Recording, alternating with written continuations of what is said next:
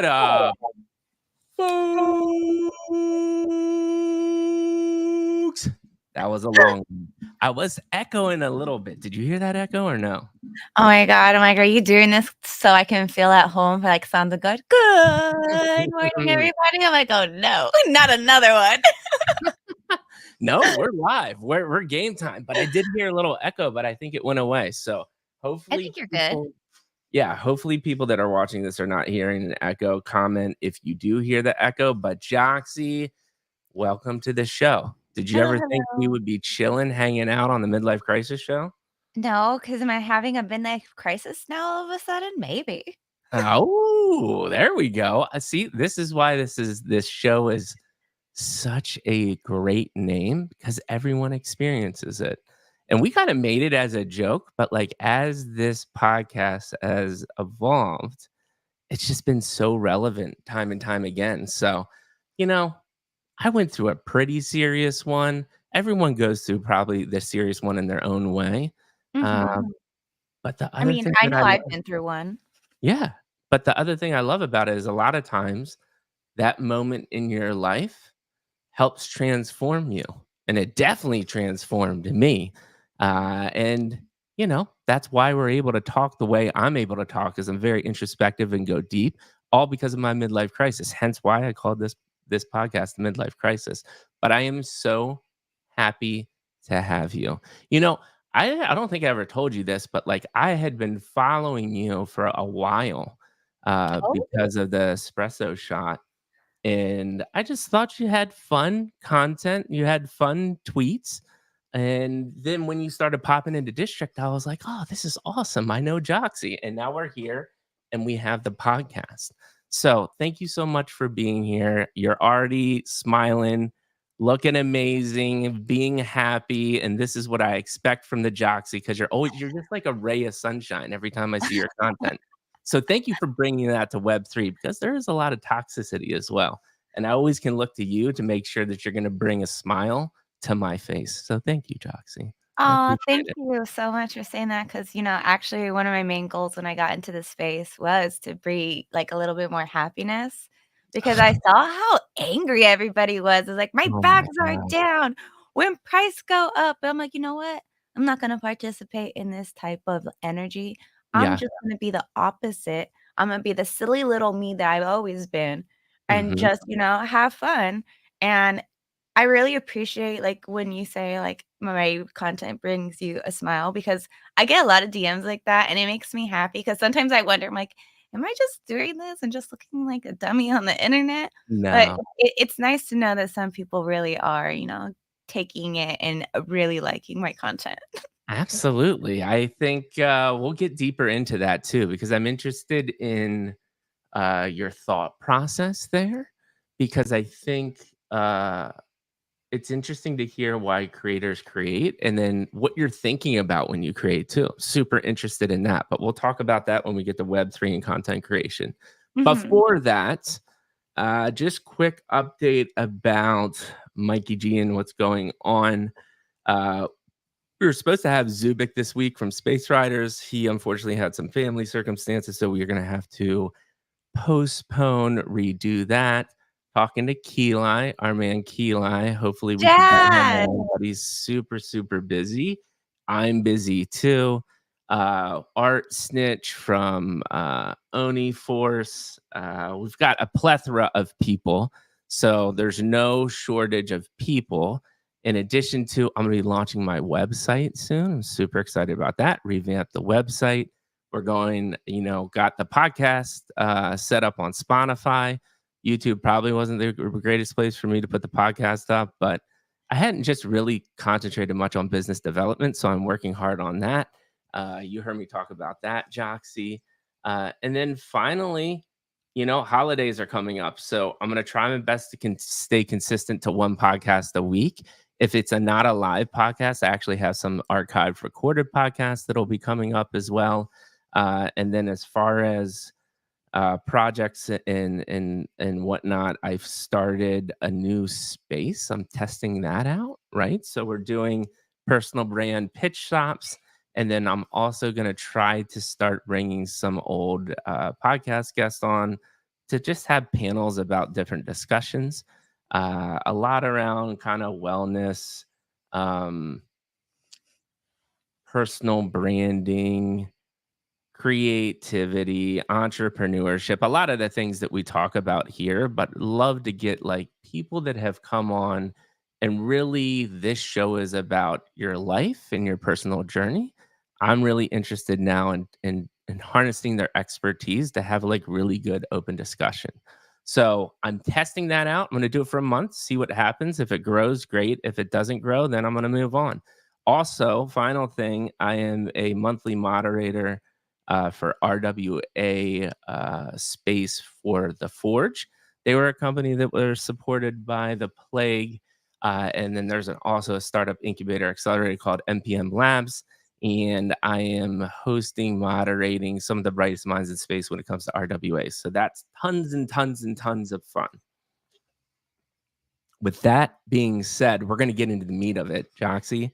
Again, I am so jazzed to do this. So, before we get to the famous midlife crisis question, we're going to run down kind of what have you been doing before that, right? So you were a aspiring hairdresser, beauty. I don't know how to say what is the technical term for that. I don't know what that A is. beauty technician? So I Beauty wanted to technician. be a special effects makeup artist growing up. Oh my gosh! That's what I wanted to do, like, all that gore, like, I loved it. I used to watch those, like, the SPX stuff where, like, Uh you would huh. do the contest, like, I loved it. I was so intrigued with it. I was like, "I wanna work on the sets and, help make those things come to life." Right. But Right. my dad was like, my daughter ain't gonna go work in Hollywood and do that and struggle." He goes, "Do figure out something else." And I just looked at him and I was like, "Fine, dad. I will go back to wanting to be a vet tech, because that was my original thing ever since I was a little kid. I loved animals. Uh I huh. just love animals so much. It's the caring instinct inside of me. Like, Yeah. everybody has that, like, that inner thing that makes them feel good, and the thing that makes me feel good is taking care of people, taking Right. care of things, Right. nurturing things. Right. And so I started going to school to be a vet tech, and I actually ended up moving to Italy, and unfortunately, there was no, tech like, internships for me to attend. That was what I Brutal. needed to do for my next part of my courses. So it was either I just give up and stop altogether or change courses, and I changed my courses to be in early child development instead, which was a very, very odd and weird pivot in my Right. Right. stuff, but that was the only thing that was available for me, and somehow I just learned I really, really liked working with kids. That's amazing. So we're gonna go way deeper into all of that, but thank you for and we're gonna talk about actually we can do that right now. This is gonna be like a mishmash of intro, but I remind me after this is done. So I used to do all the Geico commercials and I hung out with a lot of those special effects the guy that did the original Chucky dolls, and he was like a Mhm. robotic animatronic guy. And I saw so many different cool things. And the caveman, right? Like that was Yeah. the Coco caveman. Like that was real llama hair. It was like a 4 hour process to put on the prosthetics and do all of his makeup. It was really, really wild. So remind me, we can talk about that. And I want to send you a couple links because these guys are totally worth following. And who knows? Maybe one day we'll all be able to hang out in LA and you can meet those people because it's so, so cool. It's a really, really interesting category. Although most of the people I met, they're pretty odd as well, too. Like you've got to have Have you a met me? I mean, yeah. I mean, you would they think different. That's all I'm gonna say. They think different for sure. Mikey, hello. This is Yeah. literally on my That desk.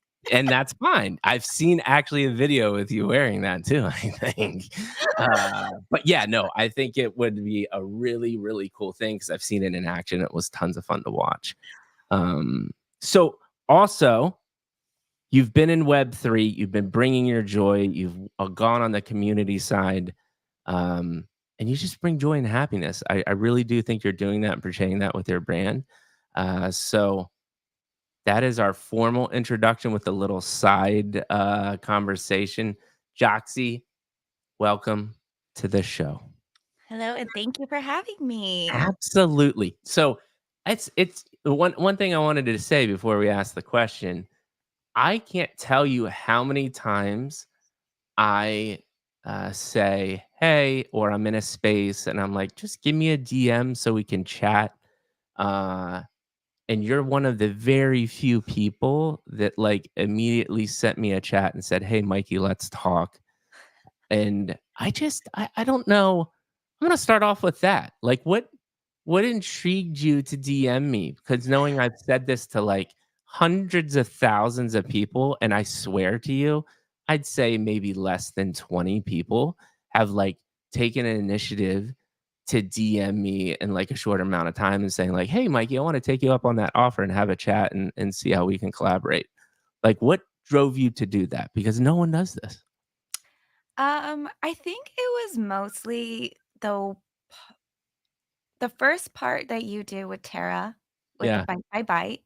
That Yeah. one really inspired me when you were talking because a lot of things that you were saying kinda hit me in a Mhm. very, core part in my heart because, like, some stuff that you went through, I've also went through, like, Right. like I said, I've also had a very hard midlife crisis in my life, Mhm. Mhm. and it really made me reevaluate how to see the world, Mhm. and that's what really made me want to talk to you, Yeah. and it was after you did the second part with Tara that I was like, "You know what? Yeah, I need to DM him because, like, I like he got personal with us and he tells us, "Oh, DM me." So I'm gonna DM him. Oh, And thank and you. that's honestly what it was. It was just like you you just made me feel connected when you got vulnerable, and I Aw. appreciated that. Yeah, thank you. I mean, that's my brand too. I can tell that you, wanna share your energy and love and joy as well. I do it I think everybody does it in their own way.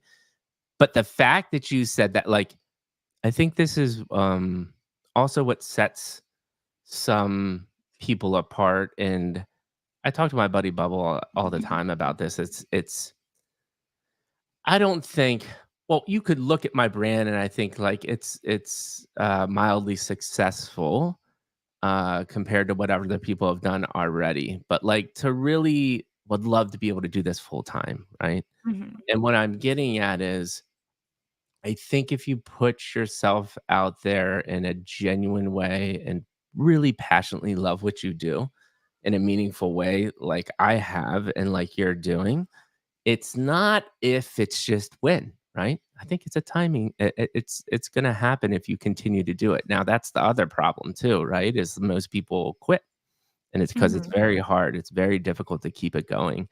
Uh, and I think you're on the right track. So we've already actually had some fun little conversation, but we're gonna go through the midlife crisis experience because I need to take you through this journey. Alright. So, with that being said, the world famous midlife crisis question. Joxie, how'd you get the seat you're sitting in today? Please give me episode 1, 2, and 3. To reiterate for the audience that has never heard this podcast, episode 1 is your childhood mindset influences. What did you like to do that kind of helps mold the mindset that you have today? Episode 2 is what we talked about, right? You wanted to be a makeup artist and you went down these multiple different paths. But not only what happened, but what did you learn from that? And all of that culminating into why Web3? What are you doing in Web3? And what does the future look like? So I cannot wait to have this magical journey. Go at it. Let's hit episode 1, Joxie. Alright, so, as a kid, I actually used to spend a lot of time camping and spending times outdoors.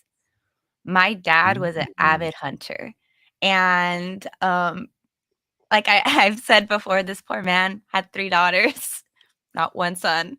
Oh, So, this man was the most rugged man you would have ever met. He was in the Navy, so, mm, yeah, like, that was the yeah, type of man he was, and he was like, "Even though I have only daughters, I need to bond with them, and I'm gonna teach them how yeah. to, survive." So, a lot of my childhood was me outdoors hunting with my dad, learning how to track, learning just, about what the environment gives to us, we have to give back. We need to respect the environment. Like he really taught me the proper way of hunting to never take more than you should from the land, only take what is given and just, be respectful. So from very early on, I have been taught to be a very respectful person and I honestly owe a lot of the things that I have inside me to my dad because he instilled so much, and it's Mhm. kind of funny because it took me into this, like, adulthood to realize, like, "Damn, that man made a huge impact in my life that I didn't even realize." Yeah, yeah. That's amazing. So looking back, like, you've already given me enough to talk about for 5 hours. Uh, I love this because I was thinking, like, most of the time, people are gonna say something like, "Oh, I was creative, I liked school, I played sports." You're hunting and tracking. Yeah. Like, you're, like, living off the land. So I'm really interested in going through that experience. I'm sure at the time you're not reflecting, but reflecting back on that, like, I'm assuming, or maybe I'm wrong, in the beginning, you're like, "Damn it, dad, I do not wanna do this. Why are you taking me out in the woods? This is bullshit. Like, this is crazy. I don't wanna be doing this." Or did you love to do it, and then as you evolved and looked back at that time, you realized that you got a lot of skill sets, from going through that experience. What does that look like to you? So it's a mixture of both. Right, I right, I loved doing it, I really did, but I was not a morning person growing up. right. I did not like getting woken up. One of the advices my dad used to give my boyfriends when, like, I got older and we would, like, sleep over at each other's houses, he'd be like, Right. "Don't wake her up in the morning. She's not a morning person." That he just fair warning, and I would just look at him like, "Dad, I'm not that bad." He goes, "You're not that bad."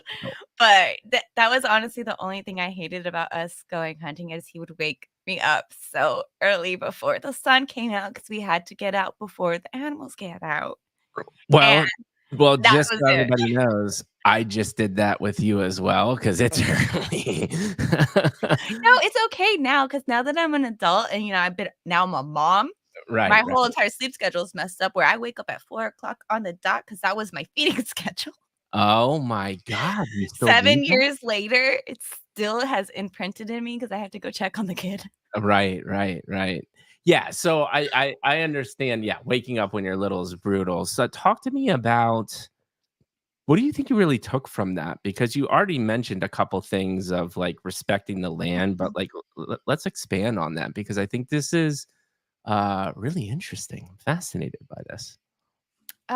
I guess it was just to enjoy the little things in life, because a lot of Mm, times it was just me and him sitting on top of a hill after a bunch of hiking, eating our lunch, and just staring out at nature, and it was just to really appreciate what you have because at any moment it can go away, right, right. and that's probably what I learned the most in those moments with my dad. Because a lot of times it was just me and him that would go hunting. Mhm, My other sisters weren't really into it, right. so a lot of times he would just drag me along, and it was mostly because I didn't know how to say no. You're like me, a people pleaser, man. Yeah, It's like exactly, yeah. I yeah. didn't want him to go alone, and I really know he wanted somebody to go with him, so I would be like, "Yeah, dad, I'll go with you." Yeah, And, um, and for me, it was the only times I could have my alone time with my dad because I right. didn't wanna share him with my sisters. But that's it's interesting that you mentioned that because I think this is another thing that we all suffer from, whether it be Web3 or the internet. I think it's cool that from a very young age, you just got to appreciate nature and silence and like not doing anything. That's super powerful, right? Like there's a lot in there. Um, Your dad seems like the number one influential figure there, so far.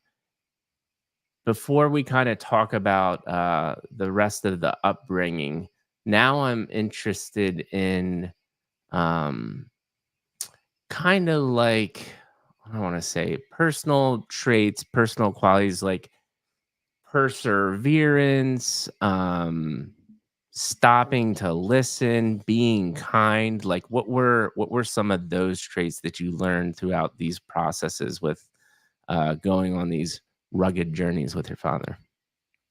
Well, again, my dad was a very quiet man. He Mhm. only spoke when needed to be spoken.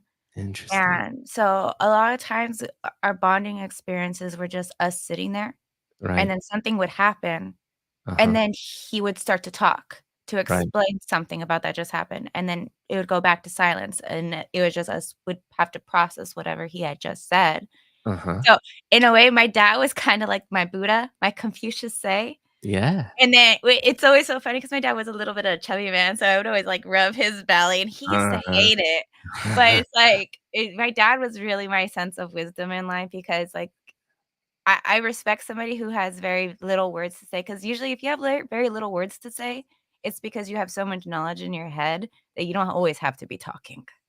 Yes. That's a beautiful, beautiful insight. And I think I'm already understanding a lot from our previous conversation as well of how your mindset has been molded, and this is awesome. I'm already super, super, super, super jazzed. So take me through anything else in your childhood, whether it be moments or times that you think were impactful to kind of help interested in this kind of concept of creativity, right? You're really creative. You are a content creator yourself in Web3. How about that side? Because what we just talked about were a lot of practical things, right? And maybe the deep thought helps out, but where does this creative spark and, passion for video and all these different things come from? You know what? It's probably because of one of my uncles. Mhm. He so during the 90s, 80s, that's when videography got really popular. So Right. everybody was buying video cameras, recording every moment. Mhm. And my whole entire life, my family has always told me I'm a character. Like ever since I was little, I would just remember people saying, "You're a character. You're always ready to just put on a show for everybody." And Yes. we have old, like, tapes of, like, us putting on shows, like, us being little kids just entertaining the adults, and I think that's where it started with just my uncle always pulling out the camera to record us, and then I remember watching him as an adult, and I'm like, "Oh my god, what the heck are we doing? Like, why would you guys encourage us to be like that?" But it was really nice, and I guess that's where it kinda, like, instilled into me to be like, because I saw how happy it made people whenever I would act Mhm. like the little silly little goose that I am, so Right, I right. think that's what started me wanting to entertain people. And what's interesting too is like you said you were looking back on that, but I think something we talk about often on this show is taking risk, right? But what Mhm. what was happening and how I interpreted this, and I love your thoughts on it, is your uncle was doing you a awesome service, which was like being able to take risk and be yourself when you're young, right? Because you don't Mhm. have as many perceptions about what's right or wrong, and you're just being yourself. But he saw that like this was like uh, a unique skill set of yours, and he just like let you run with it. Like, what are your thoughts about that? Does that make sense, or do you have a different take on it? That makes sense that, he saw that I was entertaining enough, and then he would just, like, show other people, like, "Oh, look at this, like, look at this Yeah, kid, like, why is she doing this?" yeah. But it's I don't know.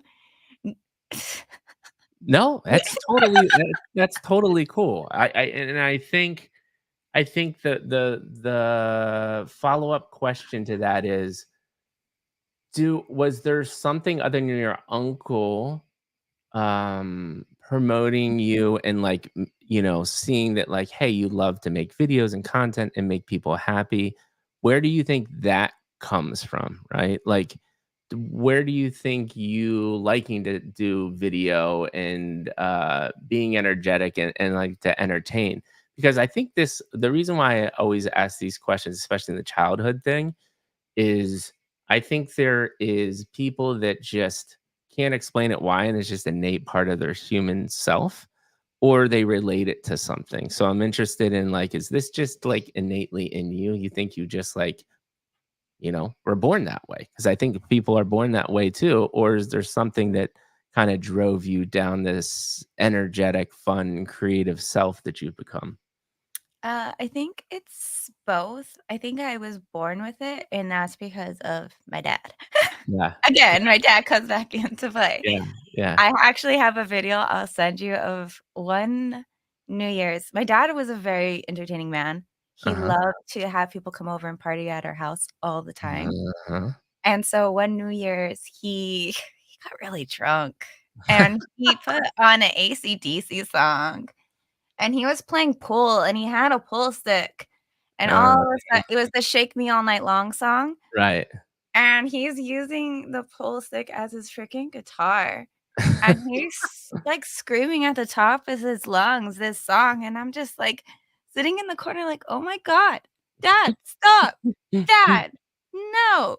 And but it's funny because I look back at those videos and I just laugh, and it makes me happy to know that that's who I got my silliness from. Right, right, right. Yeah, and I think I think it's beautiful how you put it, because I think where special things come from is somebody that innately likes this, which you obviously do, but you were surrounded in an ecosystem that promoted you having fun and being silly, Mhm. which was super, super cool. So thank you so much for this insight. I know it is, um, people. It's funny. Sometimes you get people that you can't keep them quiet because all they want to do is talk about themselves. And I already sensed that you did learn from your dad, right? Because you're really good at reflecting before you're talking. And so all I want to say is I appreciate you for thinking deep for our conversation already. So I'm already having a fantastic time, and thank you for all of that insight. As far as childhood, anything else you want to bring up before we kind of transition to the trying to become Hollywood makeup artist? Anything else in the childhood? I don't think anything else. Mostly it was me just, doing weird stuff that I shouldn't have been doing. Yes, exactly. Well, give me one or two of those weird things. Uh, we used to have a peach tree in our backyard, Uh-huh. and I used to just climb up it, and I would eat the peaches. That was Eating the probably the peaches on weird. the peach tree. I don't think Yeah, that's weird. I would just, like, disappear into our backyard and then climb into our peach tree and just eat it, so, like, I have a really obsession for peaches. Okay, all right. So the peaches come from the peach tree, and having that in the backyard totally makes sense. Yeah. So, okay, so let's transition from kind of like the high school time and the more like as you're getting older formative years. What did that look like? And what were you up to? What were you into? And kind of take us through that journey like you started to in the beginning of the podcast, but feel free to expand on your mindset, that transition there. Okay, so in high school, I played 2 sports, Okay. softball and volleyball. Those were the 2 Nice. sports that I played growing up. I actually have a really gnarly, cut underneath my eye because one time a fly ball was coming and I dumbassly moved my mitt because I couldn't see because the sun got in my eye, and it pegged me right in the face. Oh, brutal. So I still have, like, a little scar there from that happening. Yeah. Um, Volleyball messed me up too because so many diving for the balls really just did a Mhm. number on my knees. So but I really loved playing those sports growing up. They were probably some of my favorites. Even though I was too short to play volleyball, You played it I anyway. played it anyways. Like, literally every time I would get rotated to the front of the net, they'd be like, "Okay, rotate her out and put in Right. someone who's tall," and I'm like, "God damn it, I want my chin." But it's like but I get it because, like, the bottom of the net is right here for me, and, like, Yeah. everybody else, it's, like, right around here, and it's like, Yeah, that this isn't gonna pan out eventually. How about yes. art? Did you continue the art, kind of videography road, or So, did you kinda art do the typical thing? art actually accidentally found a way into my life. Nice. I had to take an art class, and I didn't realize how much I really liked art until I started taking my art classes in high school, Mhm. and, Van Gogh is probably one of the artists that inspires me the most, and it's honestly the oil painting. Right. I love oil paintings. I just love the Interesting. fact that you can see every stroke that the artist has made in their oil painting, Yeah. and you can kinda, like, eh, feel how that artist was feeling as they made that stroke, like, just like, if you really take the time to just stare at the art and just Mhm. really appreciate what that artist was feeling, Yeah. you'll just transcend and just feel a different way. Like, that's something that AI art will never be able to accomplish because Right. AI doesn't have a soul, Right. and it's Right. still nice art, but it doesn't have that soul that's gonna connect another human to be like, "Oh my god. Yeah. This just struck me in the feels so hard that I need to have this, or I need to keep looking into this art." But it was in high school that really made me really start to appreciate art, and then when I moved to Italy as an adult, um, the architecture, that's art all Oh, on its yes. own over there, and so that really made me start to really appreciate art even more when I was living over there.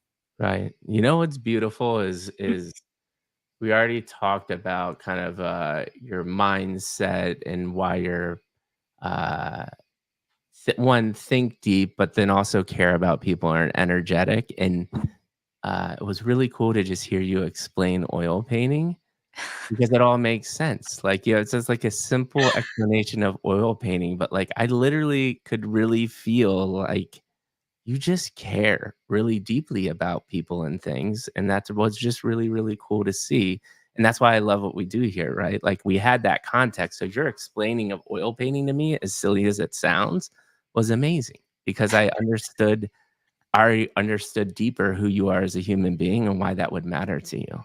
So I thank don't you know for that. why I get so passionate when I talk about oil painting. It happens every single time. It's just I don't know what it I would love to learn how to oil paint one day. It's Right. one of the most hardest mediums to learn, Yeah. but I appreciate any artist that knows how to oil paint because it is breathtaking. Yeah, yeah, and but see, that's what I'm saying, like, I get it, right? Like, you growing up, you learned to, think deeply about things and appreciate things, and I think that's a lot where that comes from, right? You're most people just look at it as an oil painting, but you've had what was really cool, I think, that your dad did for you was, at a very young age, starting to understand silence and self-reflection. So when you look at a oil painting, you actually see the work, and you're reflecting upon what actually went into that.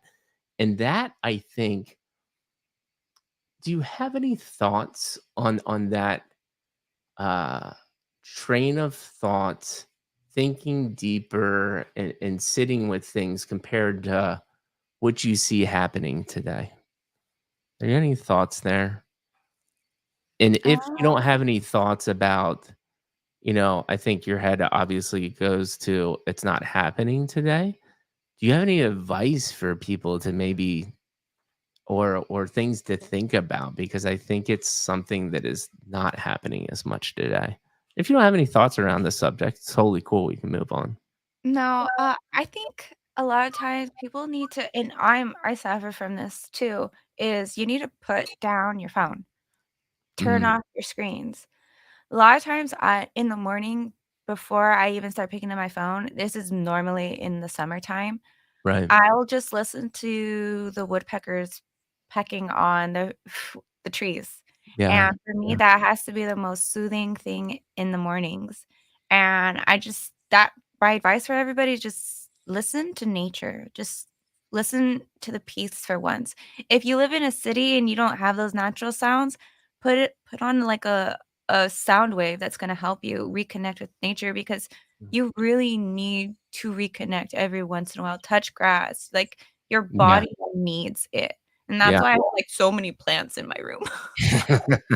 Yeah, I mean, that's why I don't think I'll ever leave where I am. I'm, like, less than 10 miles from the beach, and there's something about the ocean and just a wave crashing that is just immediately. And it's interesting that you brought up the nature thing because this is another thing that I, like, vividly will remember forever after I went through my midlife crisis and, uh, got through all my mental health stuff. One of the first, like, impactful moments was shortly after I was feeling better. I went down to Monterey. I'm a big golfer, and I was playing in Pebble Beach, Beautiful and area. it's an incredible area, right? And I was playing a golf course called Poppy Hills, and this one's a lot more back in the forest. Mm, And because of that, there's not a lot of roads. You can really hear nature, right? And I remember just vividly sitting on the tee box. My dad was with me. I hadn't seen him for a while, so that was cool. And I just saw a deer walking through the forest, and it was dead silent. And then I could hear the ocean in the background too, because you're right next to the ocean. And I remember thinking to myself, like, this is it. Like, this is what it's about.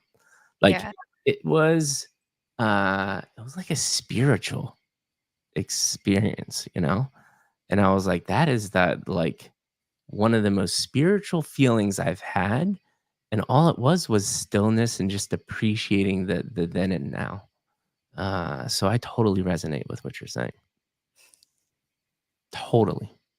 So, that actually sounds like a beautiful moment. it was a beautiful moment, and I will never forget it.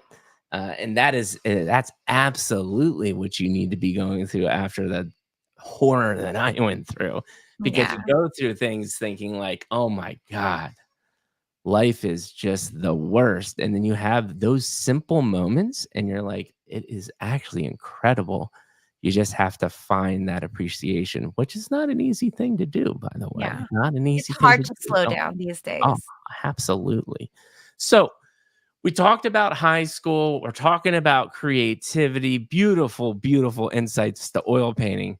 I like that's a clip right there. You know what we just did here? We made oil paintings an impactful learning moment. Not many people can do that. So, Joxie, thank you for that gift. It was a gift. It was a If beautiful. anyone wants to gift me an oil painting, I'd really love it. We're totally making some oil painting memes. Maybe there's an oil painting meme coin that pops up real quick. Who Oh, knows? We might yeah. make one. I mean, the AI coin might make one now. Oh, absolutely. Dude, it's this AI thing is insane. So let's move on. You talked about moving to Italy. You talked about the different passions, whatever you want to go to kind of um tap into that episode 2, and then we can get into the Web3. I'm really interested in your Web3 journey as well. Okay, so we'll talk about my adulthood now. Yeah. So I've actually spent some time in South Korea Oh, and in wow. Italy. I spent 3 months in South Korea. That was very amazing time. My stomach didn't like it very much though. No? I Why? I don't know. I don't it must have been something about the food out there, but if my stomach was just not happy. I remember I came back so sick after the 3 months out there, and my doctor was Mm, like, "I don't know what's wrong with you. I don't know why you're sick all the time anymore." really? So, it was really odd, but I learned that I could party really, really hard when I was over there. I Yeah. didn't know I could drink that much and stay up Mhm. that late and Yeah, that yeah, long. yeah. The Koreans really know how to party. Oh my god. Yeah, it's interesting to me though because you would like um, and this is just my perception, right? But when I think of Asian culture, I don't think of partying. Oh, I I think didn't either. Because I think, "Oh, hardworking, they're always working and yeah. everything." But no, when they're off the clock, they go hard, which makes sense because they work so hard. Mhm. Um, and when Mhm. I was there, it was during the time of the Gundam Style song. So Oh as my I'm gosh. walking down the street, every bar, if it ended at one bar, it's starting at another bar. So you're just, like, going down the street, and yes, I was going down the street like this because I was that drunk. That Have you sounds had soju? hilarious. Soju, you could drink it like it's water. Right, and that's probably one of the things as well, is that can sneak up on you real quick, right? Yeah. Yeah, and so, I learned, that I maybe shouldn't drink that much after that. Yeah. That's good. No, I think everybody needs to go through that experience. Unfortunately, mine lasted longer than it probably should, because I went to Penn State, and that was a big college. Any big, I think, American university, that's going on pretty hardcore, right? And so that Mhm. was my experiences as well. Uh, okay, so you went to Korea, and I love that. You know, this could be the simple insight. You learned that you could party very hard, but it also sounds like you learned you maybe shouldn't do that forever. Yeah, I learned that even though I can be the life of the party and it's fun, I Hmm. shouldn't do it. Yeah, yeah, Um, absolutely. and then after that is when I went to Italy, and Hmm. I lived there for about 2 years, and that was Hmm. with my significant other at the time. Hmm. Um, I will say my time in Italy wasn't the best time, Hmm. because my partner was not the nicest person to me. I Hmm. did suffer domestic violence while I was out there, Hmm. So and it took me finally not being ashamed to admit right. it was happening to me, Hmm. to tell my dad, and my dad rescued me. Oh, thank God that you had somebody there with you. Yeah. Because I think that is we don't have to talk about that scenario in general, but I think it's important to touch on the fact that, even me with my mental illness, right? Um, this support network is so crucial when we come to things like this, right? Uh, Mhm. what do you what do you think about um just that in general, or any advice or thoughts? Because I don't have an answer to this, which is if I was in my situation, I didn't have a support network, I don't know what I would have done. What are your thoughts around that? I don't have an answer. Just if you're in that situation that I was in, don't be ashamed to Mhm. reach out and ask for help. It's Mhm. not your fault. Because a lot of Mhm. times it was like, how did I allow myself to get into a relationship with somebody who would treat me Mhm. like this?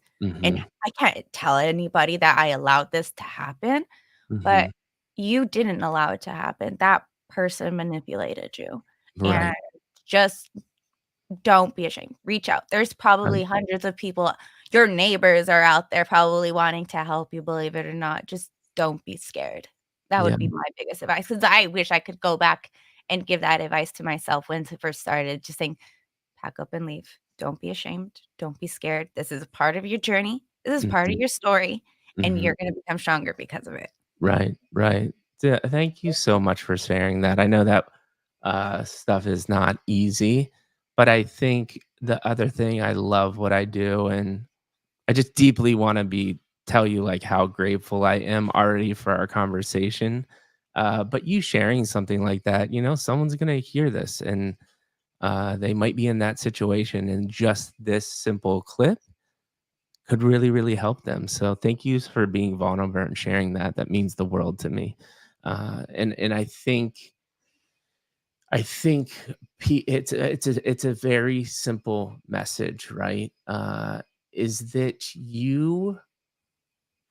there are a lot of things and situations that people are in that they can't control, and in situations like that, it's actually, and we see this in Web3, right? Like Web3, most of the scams are all social engineering, right? Mhm. And so the things that people can do with bad intentions by messing with your mind is pretty unbelievable. A lot of the bad stuff in this world happens exactly from that, right? Convincing you that you should be thinking one way or convincing you that something is right when it's actually wrong. Uh, so I think your advice is beautiful. And then I would just layer on to that too, like support networks, right? Like Yeah. even if you don't have that direct support network, there are so many people that have gone through similar things.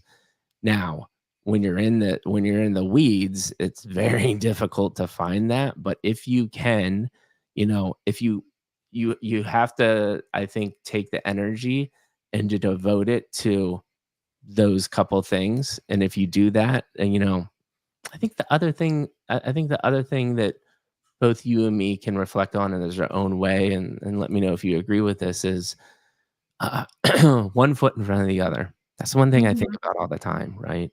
Like it can get better, but but it can't unless you put one foot in front of the other.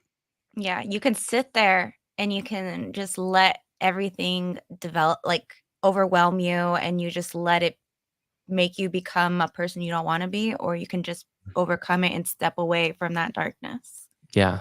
Oh man, so beautiful. Thank you. That touches my heart that you would even bring that up. Um, let's move away from that shitty stuff though. Uh, But and no, I will say living in Italy, I did learn one thing, that I loved taking care of kids.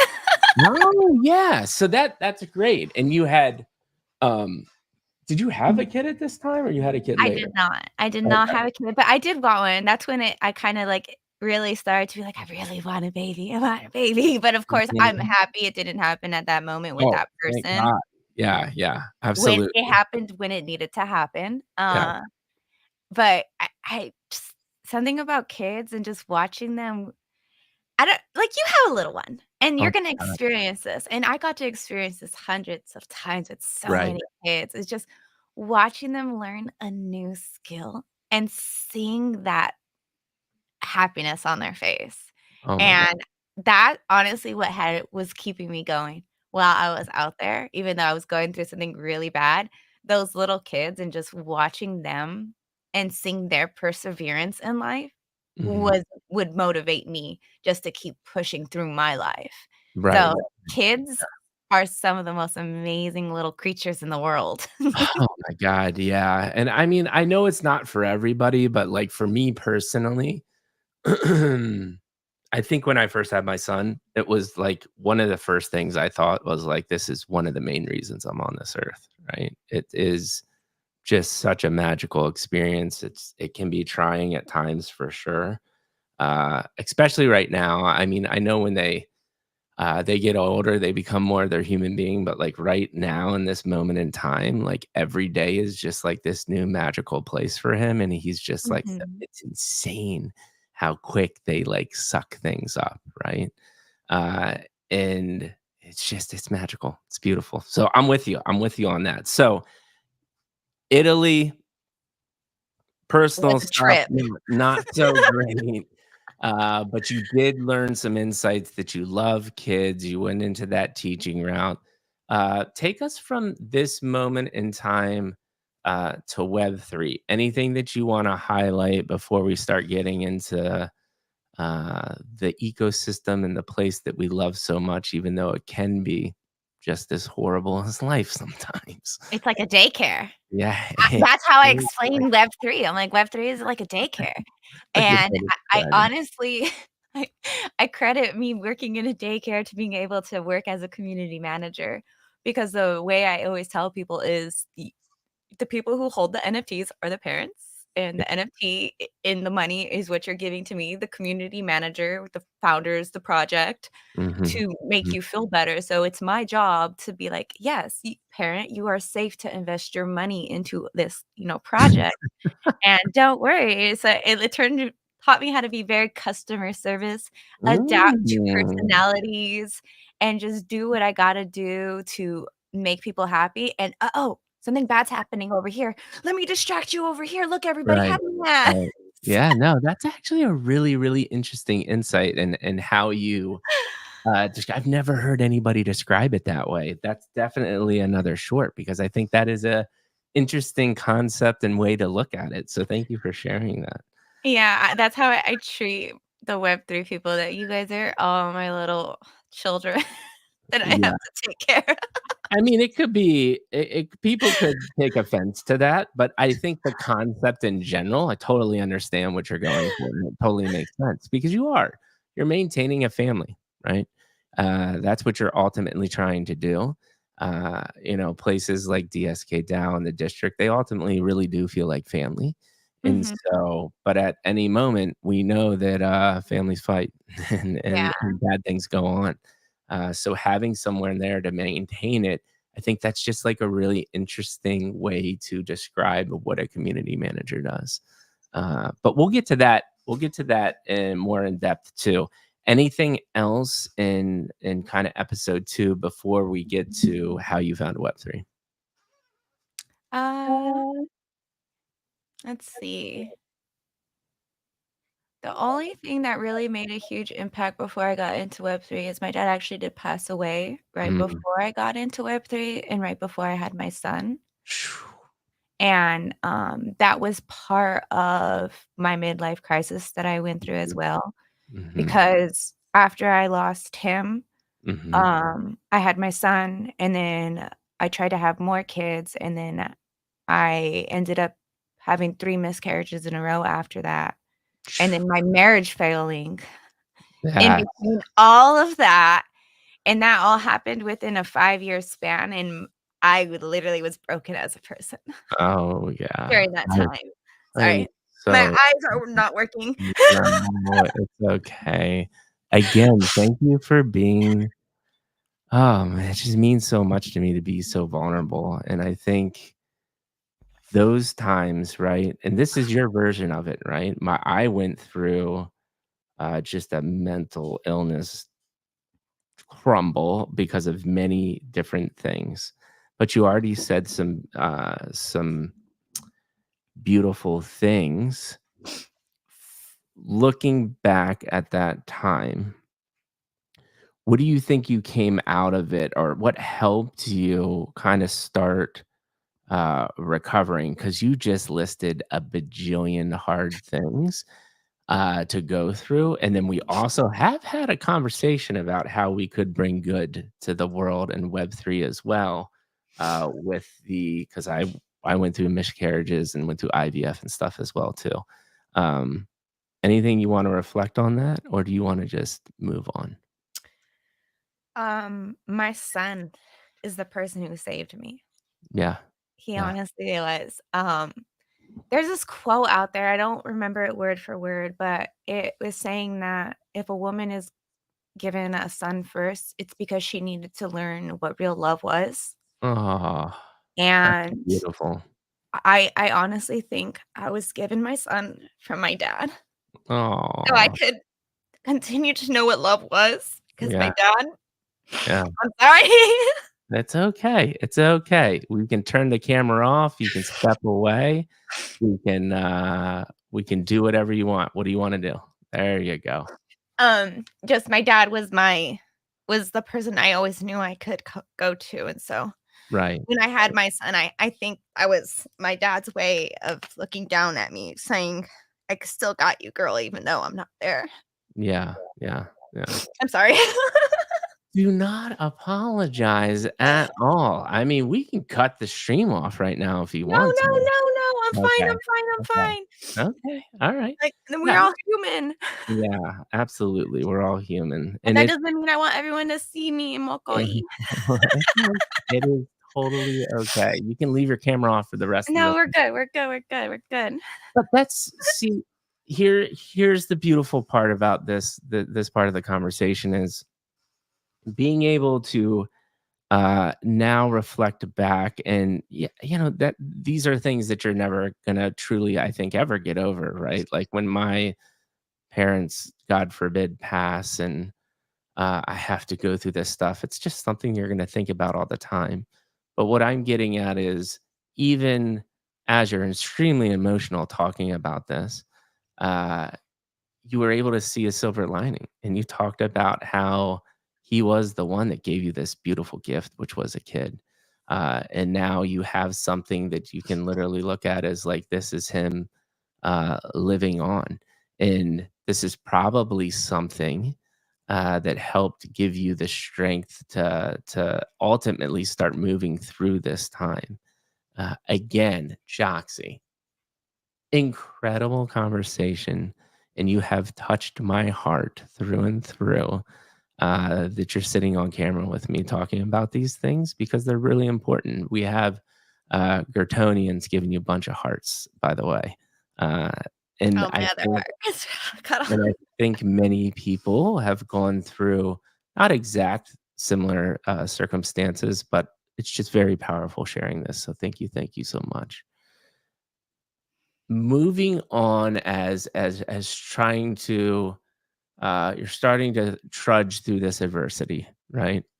Major, major, major adversity. Why Web3? How did you find Web3? Um, and what were you actually doing, you know, for a living and while you were having your son, what did that look like?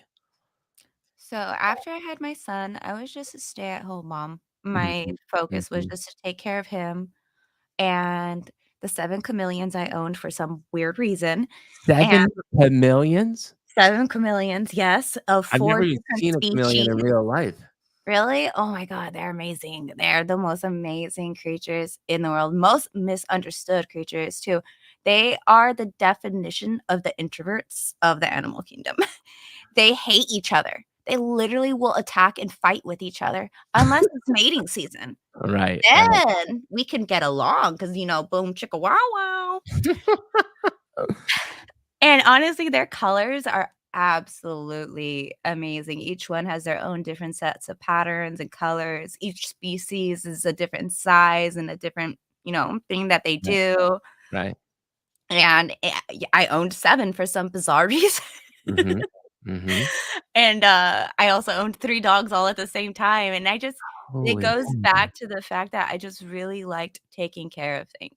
Right, right. And I guess when I got into community management in Web3, it kinda helped because it was like, now I Yeah, have a new set of things to take care of. right, right. And how did you actually find Web3 before we get into the community management and My brand building stuff? ex-husband. Oh, okay. And so was it like an NFT project? Was it crypto? So he was into coins. He found the Okay. coins and he thought that was really fun. And then he saw the NFTs. And Uh-huh, this is when I wasn't involved in it at all. And uh-huh. he's not an art person. He doesn't like art, but he Right, knows I love art. right. So he was like, "Hey, I found something for you to do to make money, and all you have to do is buy art and sell it." And I Yeah, was like, "What's the catch?" And he goes, "There's no catch. You just buy it, right, sell it, or keep right, it." And I right. was like, "Okay." And then so he started introducing me to all these projects, and I would pick the ones that I'd like, and somehow every one I would pick would be a really good one that would, double the price after I would buy it because people would floor really good traits, and then I'd pick it up and be like, "Buy that one and then sell it for this price." And Mhm. it actually would work, and he goes, "How are you doing this?" I was like, "I don't know." I was like, "It looks unique, it looks cool." I was like, "So that's why I picked it." Yeah, yeah, yeah. And so I just learned that I was really good at NFT trading. But then, he lost our life savings in a coin. Oh, Yeah, this is when we were on the rocks of our marriage right. too. It was our marriage was already towards its the end at that point because of all the miscarriages and other stuff had Oh, happened man. that I don't wanna Mhm. really talk about. Right. Um But that was kind of the final nail in the coffin, not to Right. say that, it was all about money, but it was the fact that he didn't tell me that he was doing that, and he didn't tell me till after the fact, and by the way, all of that nest egg we have, it's Yeah. gone. See, I try to rip that on a coin. Yes, that man, you listen, Joxie, I'm just gonna say, you've been through the damn ringer, and the fact that you are still smiling here and your bubbly self, I think you don't really have to do anything else with your life because that is an insane accomplishment. And I will reiterate this on top of all of this, you're a single mother, which is the true superhero in this world. So I just love you. I literally love you. And I appreciate you so much for being open and sharing all of this. Oh, thank So you. absolutely. And so this, this is yet another smash to the face, basically, and so Is how can I still be this happy after all this yes, wasted? how does this all still happen? Um, no, I don't really think I wanna talk about how you can still feel happy. What so once that all happened and, we don't have to go down the relationship, rabbit hole, what I'm interested in, though, is that's a pretty, like, devastating thing to go through. Why did you keep on staying in Web3 then? Why? Like, if I would've gone through that, I probably would've been like, "You know what? Fuck That's why he does. crypto." Yeah. Screw crypto, screw NFTs. This is BS, and I probably woulda never dealt with it again. So why are you still here? Art. You wanna Yeah. know why? It's really because of the art. There was this Mm. one NFT that I was gifted, um, when I've been through miscarriages, Mhm. and it was called Born, and Mhm. it's of this woman holding a fetus, and it's a blue fetus, and it just hit me so hard that this person would gift me that NFT after I explained why that NFT meant so much to me, 'cause I was shilling it to the group chat 'cause I Mhm. loved it so much, and then this Mhm. guy bought it, he goes, "Oh, I bought that 'cause I just thought it was so beautiful," and he didn't see and then right after he said that, he saw the story where I wrote that why I loved it was because I had so many miscarriages, Mhm. and Mhm. just something about the artwork made me feel alive again, because Mhm. I was a very broken woman after I Mhm. lost my all those babies. Mhm. And when I saw that, it made me realize there is still life after death, and I can't Mhm. just keep being sad about the fact that I lost all those babies. Mhm. And that art so it is honestly art. Art is what kept me in this space. It's never been about money for me. It's Mhm. always been about art and the community and the people because that person touched me so deep by gifting me that NFT. Yeah. And you bring up what I think is the most interesting point, and because you've been in it since when, right? I don't remember what's the time frame when you started NFTing? 2001? Right. So that's a right around I think I started in 2020, maybe 2021. I don't It's remember. right when ETH started to crash. ETH was at 400 and then it started slowly going down is when I started to enter. I'm sorry I jinxed the space. Yeah, yeah. You mean 4,000 or 400?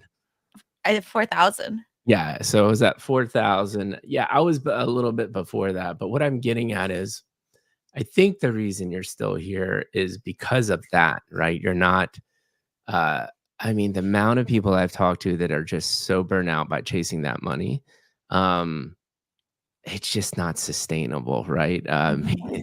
Me and my buddy Bubble, I got introduced to the whole shitcoin meme coin ecosystem yesterday, and we were like on a photon and all these different places.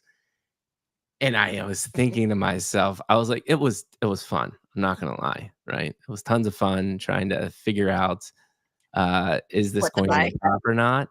But I also then took a step back and I was like, we were very specific. I was like, an hour max of this. But as we're going through this, I'm also thinking to myself, like, I understand why people get broken by this industry. And it's a shame. But at the same time, if you have the values that you were talking about, I think that's why how you can be sustainable. Any thoughts? You agree? Anything to add on to that on how to be sustainable in Web3? You just stop chasing the next hype project, the Yeah. next hype coin. Don't over leverage. Yeah. Don't buy into things you don't understand because that's Yeah. what's gonna really wreck you. Mhm. And that's probably my best advice to people. I think it's great advice. So you talked about a little of the beginning of Web3. I'm gonna open it up to you, and we can go down the community management route. And the two things I kind of wanna, because this is a little bit different, right? A majority of the time, I have founders, and we go into talking about the company. We Now I have get to tell all the founder secrets. Mwah. so founder secrets, community, or being a creator in the space. And then we also can talk about your idea that you sent me and why we met too. I mean, I don't know if you want to go down that route or you want to wait till a later time for us to formalize that more, but it could be a beautiful open discussion as well. So I'm going to say dealer's choice wherever you want to go. All right, we'll start off on how I became a community manager because it Oh, is a I think this is funny a story. good story, and I think people need to hear this because I get asked all the time, "How do you become a community manager?" So let's hear yours. Oh, nobody's gonna like my story because I literally did 0 work. That's fine. No, that's okay. Listen, I So, did nothing to become a hate piece mod except be in the right place at the right time and DM Digimental. that's exactly what I was just in the right place at the right time. So, Yeah. there was this project called Bay Cafe. Mhm. I was spending a lot of time in there, and I do what I normally do in Discords. I trolled mods. I don't Mm. know why. It's fun for me to go in there and troll the mods. If they Like ban in a me troll from in it. like a negative way, a Oh, in positive a way? positive way. I'm the Okay. most nicest troll you'll ever meet until you piss me off, and then you get the mean troll. Okay, okay, Then okay. I'm the troll going, "You know why you're a piece of shit? It's because your mom never hugged you, you little fucking asshole." Oh, and That's then normally me on video games. If I'm playing and League of Legends, that's nice. the toxic me that comes. The true internet comes out in everybody eventually, right? Exactly, but normally I just come in how I troll Chris and Topher, like, that's how I go into every Discord and just troll mods because it's fun. It Yeah, lightens their day, yeah, especially if they're having a bad day, yeah, and, the founders of the project, I guess, were watching me because every time I would come in, I would just joke around, have fun, and then I would disappear. yeah, 'Cause that's just was my MO. I would just come yeah, in, start mischief, and then disappear, and I still do yeah. that to this day in every Discord. Mhm. And it was right after Mint, and we were all spamming the Discord, and we were having a lot of fun, and then all of a sudden, I got a friend request from the founder, and Huh? I got really scared.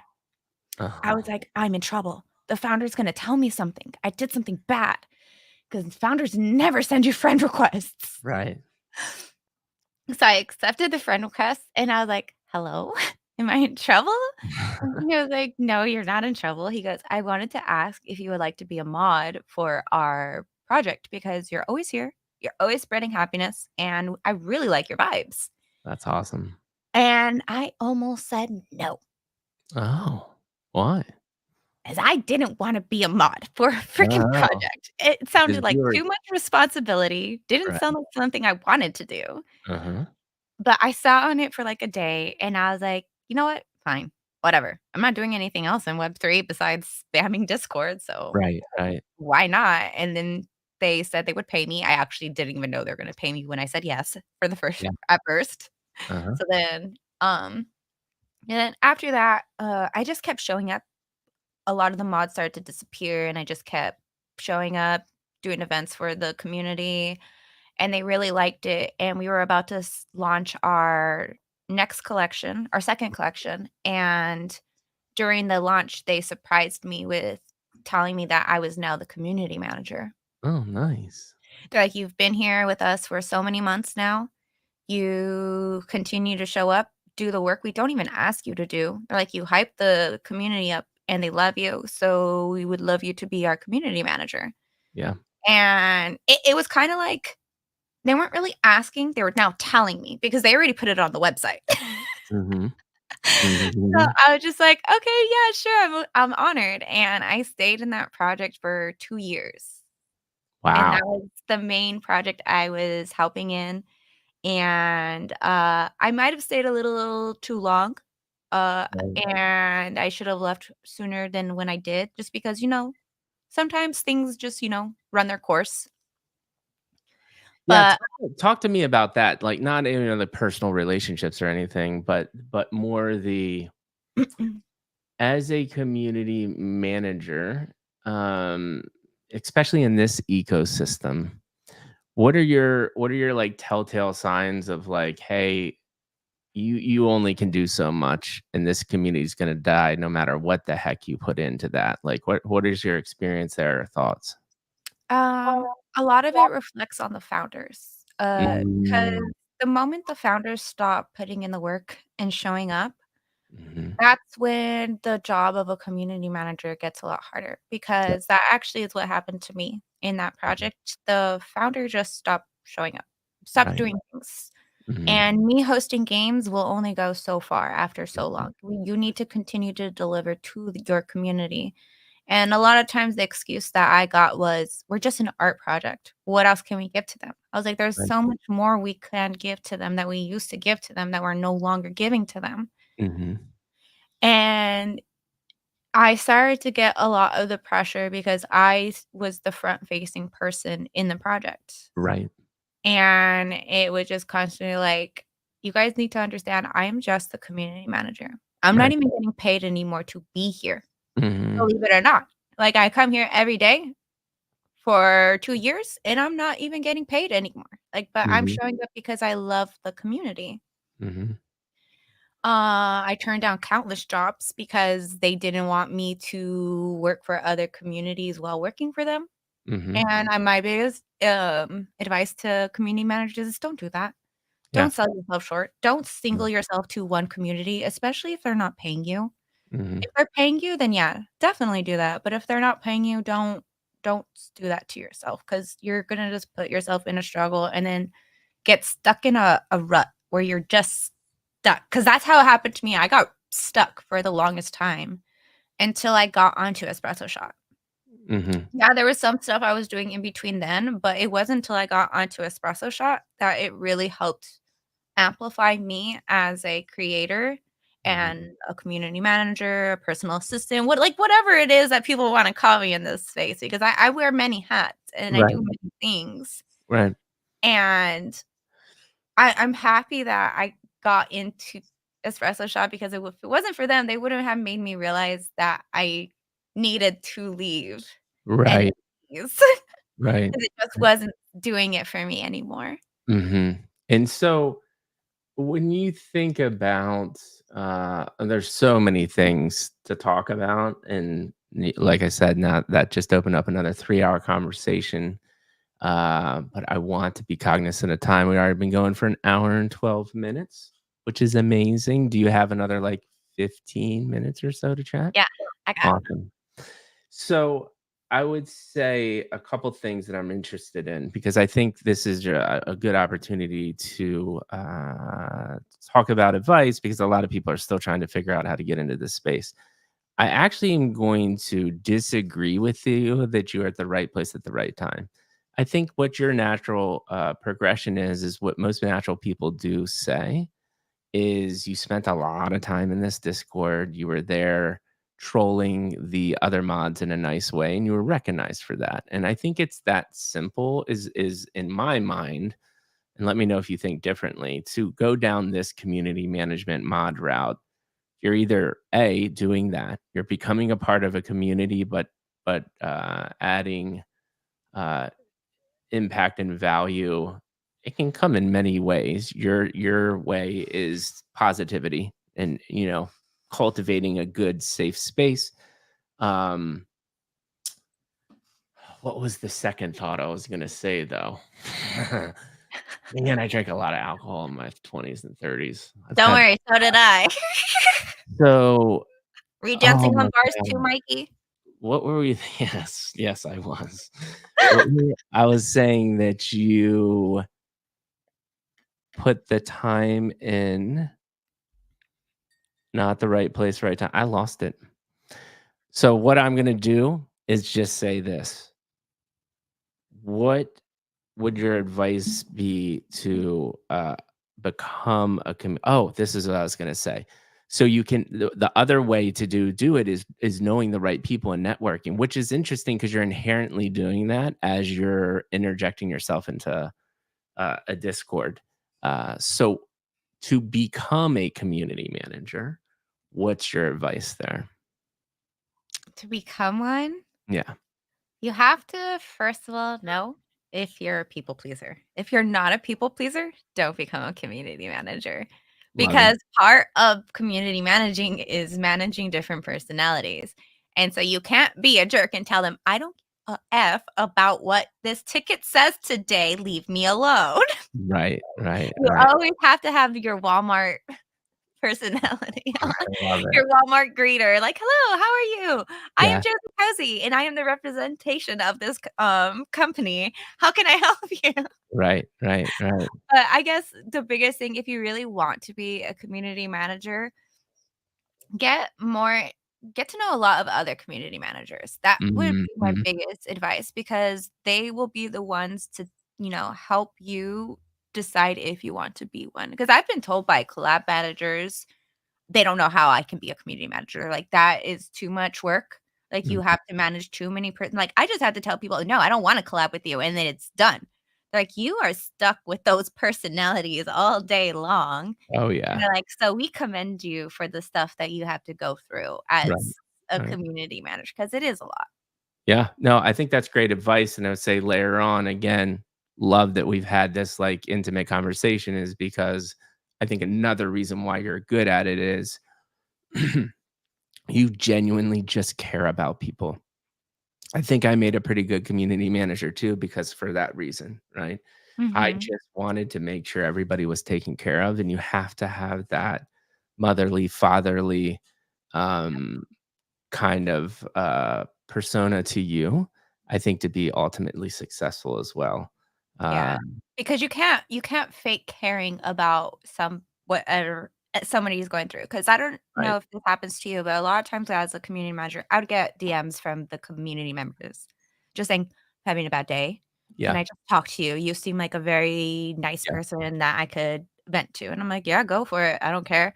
yeah, I've gone out of my way to find stuff for my community members, like, we would have airdrops and somebody missed the claim. And I'm like, "You know what? Let me see if somebody has an extra and I can find it to you." And I'm running around the Discord trying to find somebody who has an extra airdrop. And I'm like, "I got you, fam. I found the airdrop. I didn't have to do this, but I did it." And it's kind of like if you want to be a community manager, you have to be ready to go above and beyond for your community to make sure right. that they're always happy. Yeah, yeah, no, absolutely, I love it. So and if you don't have anything else on the community management, the last thing I want to touch on, and then we can kind of wind it down here, is being a creator in the space. I think that's a really interesting topic, and that is again another whole My favorite massive thing in this space. thing. Yeah, a whole nother massive thing. Any other That's thoughts on why I community doxed. management? That was the only reason why I doxed, so I could actually make content. So you can make content. Well, Yeah. let's get into it then. So tell me about that process of you finally deciding I'm gonna dox? Was it because you thought it was necessary for that to happen to be an effective creator for yourself? What did that look like? So once I started to work for Espresso Shot, that's when I started to try to be on more camera, and that's kinda like what this mask has to do with. Mm, I wanted to make content, but I didn't wanna put my face out there, mhm, so I would wear the mask while I was making content mhm. to kinda be, like, still like, "This is me, but Yeah. I'm not ready to give you guys the full me." Right, right. And that was mostly because I would get attacked a lot online by guys, Yes, because I was not doxed. They're yes. like, "You're a very ugly girl." Oh, no, my son. It's He's okay. in his chonies on the side and Yeah, waving at me. it's okay. Do you need a break?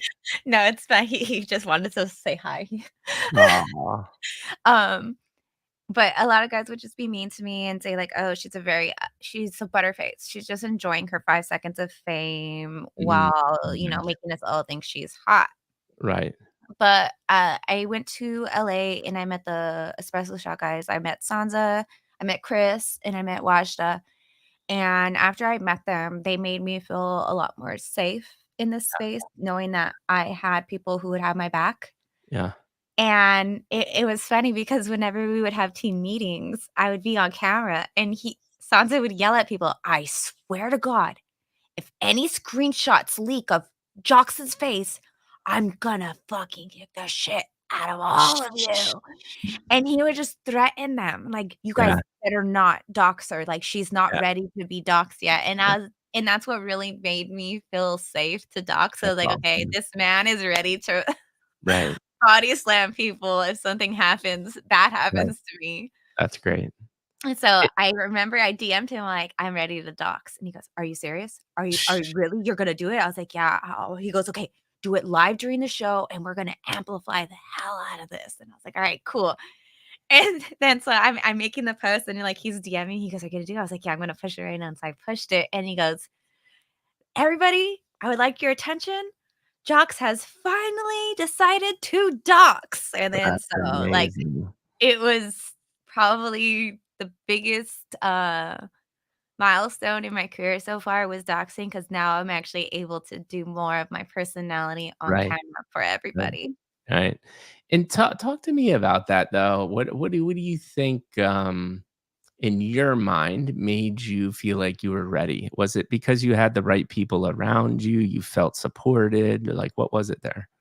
It was because I finally felt supported and I had the right people around me, Mhm. and just knowing like I said, just knowing that if something bad did happen, I Right, had that group of guys to run to make me feel safe. As you can tell, I had a very strong feeling relationship with my dad, so I run to men for comfort when yeah, I, yeah, like, really, like that or, like, I feel safe with to right. take care of me because it's like the dad instinct, like, "Dad, Yeah, help me." yeah, yeah, yeah. Well, hey, listen, you have a whole family in the district, and you got Mikey G. We all got your back. Don't even worry about that because we were I bring this up often. Tyler was on, he's the founder of GSK, amazing dude. It's the same concept, just in a different angle, which was we were bitching about the nice guys never finish first, right? They always finish Mhm. last. But if you get enough nice guys together, you can finish first. Yeah. So it's the same concept. If we get enough people, whether they're guys or girls in the space that are doing it the right thing, we can make meaningful change. It just takes a lot of us, right? Because it's easy Mhm. to be a shitbag, and only be a couple people and really screw some people over. Yeah. But it's ironic to me that, like, to do the right thing, you need, a bigger mass of people. One thing that you mentioned, though, is you found a good support network. What would your advice, because of that, the whole female thing, like, you have to, it's a male dominated space. I get why you can handle it because you're a strong individual based off of all of the things that you've gone through. That makes sense to me. What are your thoughts there? Any advice from, kind of being on the female side of thing? Because I haven't ever really had been able to have this conversation. Even looking at my past guests, I would say, God, I could count on probably one hand, two max of the hundreds of people I talk to that have been female. Any thoughts there? I guess it is don't be too afraid to put yourself out there. Because a lot Mhm, of times women are scared to get people to appreciate their mind over their body first. mhm, And I think in this space in particular, some, not all, but most of the men in this space probably objectify women way too much.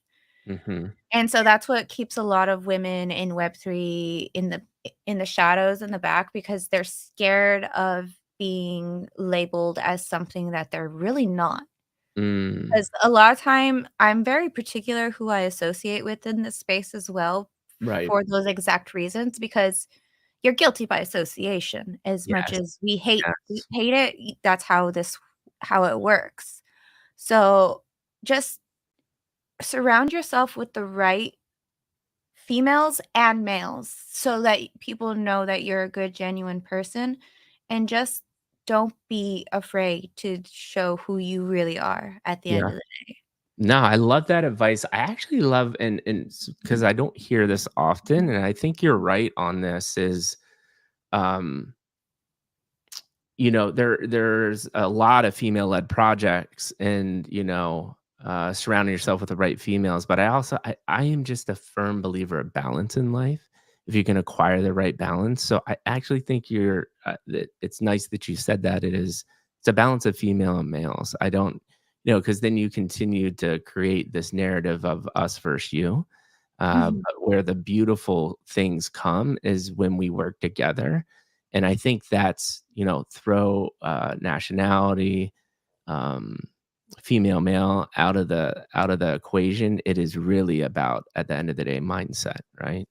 And art, can you genuinely trust these people? Trust is a huge thing in this space. The fact that people are getting scammed left and right. You're throwing yourself out there on someone that may be across the world. Yeah. And so I like how you put that, and I thank you for that insight. I take balance away from that, right? It's not all just female, all just male. I think a good mix together is absolutely the right way to go. Yeah. Like I have my good set of females that I have for my little female tribe. I call them my wives. Yeah, yeah, yeah. Every girls have their set of wives that they run to feel Nice. safe with. Yes, I love it. So let's go to and wind it down with creative and Web3. What is your current kind of mission? What do you think about, and even if you don't have a mission, what do you think about when you're making creative? What inspires you? What content do you like to make? Like, what are your thought processes there? So a lot of my content is actually inspired by my friends or whoever I'm around. Mhm. It like a lot of times I get like most that's I love it was like such a typical like young kid thing. It was just like this slow creep. that's my human. A lot of my It's content hilarious. is inspired by my friends. Like most creators, we get into ruts every once in a while, especially once Mhm, we're mhm, creating nonstop. mhm. Like last week, I couldn't think of a skit to film. And I was just staring at the district's, Discord, and Junior had posted a GIF of like someone being really sassy, and I Uh-huh. was like, "You know what?" I was like, "That's the skit I'm gonna film is something really sassy." Thank you, Junior, for the inspiration. Um, Junior always inspires. yeah, did you see the little shake your little dongle? Yes. So good. So Yeah, good. him and, Chris were annoying me yesterday, so I decided to make memes about that. That's fantastic. I love it. Um And then, like, Miss Ghost, I love that woman, she inspires me, Mhm. she's someone who I talk to a lot about whenever things are going really bad, like, this is actually really funny, when she made me gave me her 111, I was actually going through something really, like, questioning why was I in this space at Yeah, that moment, yeah. so when she gave me her 111, it was kinda like, "Woman, I've been sitting here crying, wondering what the heck is my purpose in this space, and now you're giving this to me? Like, what's wrong with you?" So That's so it was beautiful. really nice that she wanted to be like, "Your purpose is to do something big in this space, you just don't know what it is yet." Right, right. And, I like to make funny content for her now just to make her giggle because she really did inspire me to and pushed me to keep going when I was ready to quit. So Lena, hilarious. go over there, He's please. got You're that distracting me. got that hat on now. I love it. This kid. He's just going at it. By the way, he's been As you behind you can messing as you around the can whole see, time. he's a lot like his mom. Yeah, yeah. I don't think you realized it, but he had been doing that a lot longer than you thought. Yeah, I saw him. He's a little silly. That's fantastic. It's been So distracting me this whole time. it's all right. We're about to wind it down. I think here are the things that I would love to ask is we got the inspiration, which I think is critical, making sure you just like life inspire you, your circles of friends inspire you, projects inspire you, like the district, right? Things happen so many days. There's just an unlimited wealth of content. are you at the stage that you're just trying to get content out to see what resonates? Do you have a bigger purpose? What's your strategy? And if you don't have that yet, that's fine. But I just would love your thoughts about that. And then we can kind of wind it down. So, my main focus is making gaming content. Mhm. Something a lot of people don't know as well as and I don't talk about it, is I used to do, VTubing when I was a Mm, community manager to mm, entertain my community. mhm, That was before I was doxxed, of course.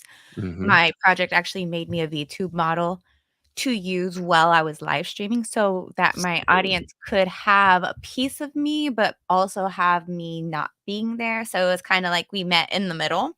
Yeah, So I'm trying to refocus, my streaming again because I did take a break for this past year so I could help Espresso Shot build their brand. yeah, And now I wanna focus on my gaming again, and I guess I have to figure out how to add in, like, "Hi, everybody, it's my face now, not my YouTube model anymore."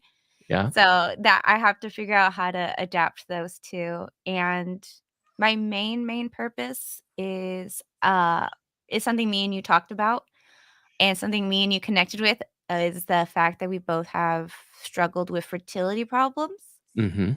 And I actually want to eventually make a sock brand that will make novelty socks, NFTs, put it on your socks, custom socks, anything you really want on your socks, and donate 10% of those proceeds to helping people with fertility problems because it's really hard to, 1, pay for fertility treatments because 'cause they're very expensive, and 2, maybe you don't wanna go through the fertility, but you are struggling really hard from the loss of, the potential life that you could have had, Mhm. and just help those people recover on their journey, if it's therapy, if it's just, maybe even giving them a spa day, something to just make them feel alive again because Yeah, when I was going through that, I was alone. No yeah. one in my family understood what I was going through because to them, it was like, "It wasn't even a baby yet. Mm, Why are you sad? It was mhm. only you were only 9 weeks. Get Yeah, over it." And right. that was a lot of what I was getting told Yeah. when I was in the process of trying to deal with it. So I Mhm. struggled with really bad postpartum Mhm. for a very long time, and I didn't even know that's what I was struggling with Right. until the day kinda hit me where it was kinda like you, where I was like, it was either I ended my life or I moved forward, because Right. that's where I was at, Mhm. and I was sitting in my son's room when I came to those decisions, and I was like, "I'm gonna move forward, and Yeah, I'm not gonna let this define me." that's amazing. And since then, my main thing that I've been wanting to do is try to help other people never feel the sadness that I felt. Yeah, I mean, I still feel the sadness till this day, but of I don't course. ever want anyone else to feel what I felt, which is Yeah. part of the reason why you guys always see me as "hee hee, happy, happy, happy," because it's like, I don't want to reflect how sad I really feel. Yeah, yeah, yeah, and I think we had this conversation and, we'll wind it because I think this was a great way to, like, say what you wanna do in the future. I have so many thoughts, closing comments. I'll always ask my last question that you might have heard of, but to which you said about the projecting happiness because being very, insanely sad at times. I do that too. But I think the one thing that I want to share with audiences, make sure there's a balance of that too. Like my happiness and my kindness will never go away. But it's okay to be sad. And it's okay to like not be happy for a long time because I convinced myself that it wasn't okay to do that. And I promise you this, if you just try to continually mask everything and happiness and things are going to be all right, they will not end up all right. So Yeah. again, I think that's just the balance of things. But um, It's you, okay to not be okay. That's what I always tell myself when I'm having a bad oh, day. for sure, absolutely. And I think in this day and age, you always hear that you're having to push, push, push every day. And if you're not your best self every day, then you're not going to be successful. And it's like, that's just not how life works. And I think people need to hear more of that message as well too.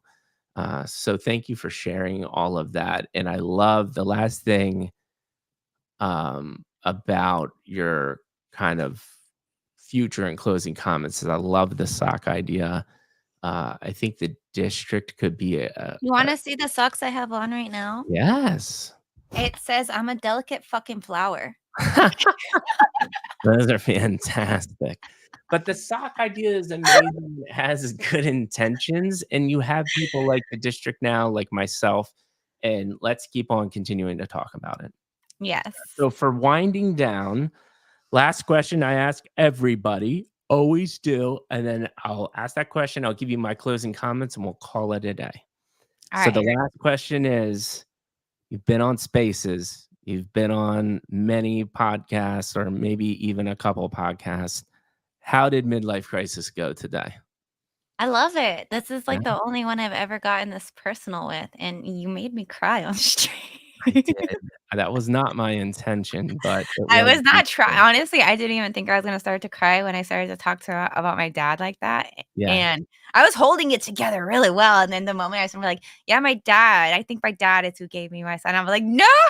No, it I'm like, all "You guys sounds are good. not supposed to malfunction live on camera." Yeah, well, I'm glad that and that's what I go for, right? I go for the personal experiences, and I'm glad that you felt that, because I think it's important.